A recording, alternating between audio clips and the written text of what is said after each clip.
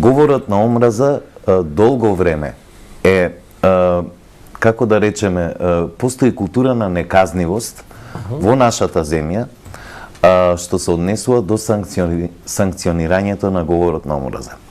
Пред неколку дена имаше дезинформација дека допрва, сега нели тоа е една страна која што очигледно често го употребува говорот на омраза, дека сега допрва ќе се казнува говорот на омраза на социјалните мрежи.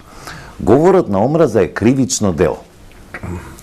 Говорот на омраза преку компјутерски систем е кривично дело и одамна е во нашиот кривичен закон. Да.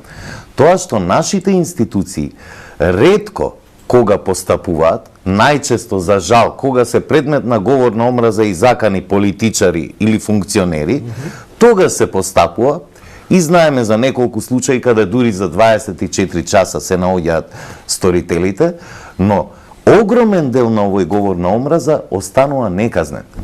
За жал, говорот на омраза поттикнува насилство.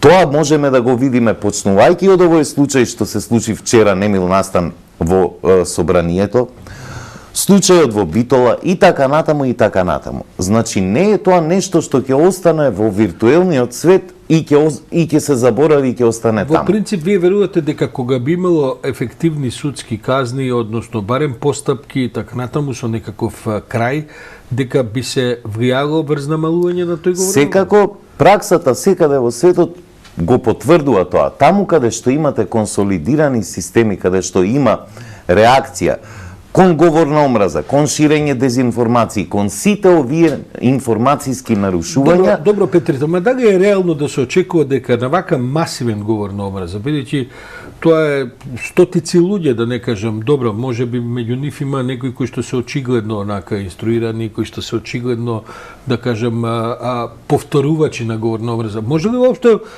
кој било систем да реагира на ваква количина на? Може доколку конзистентно и постојано се спроведува правдата.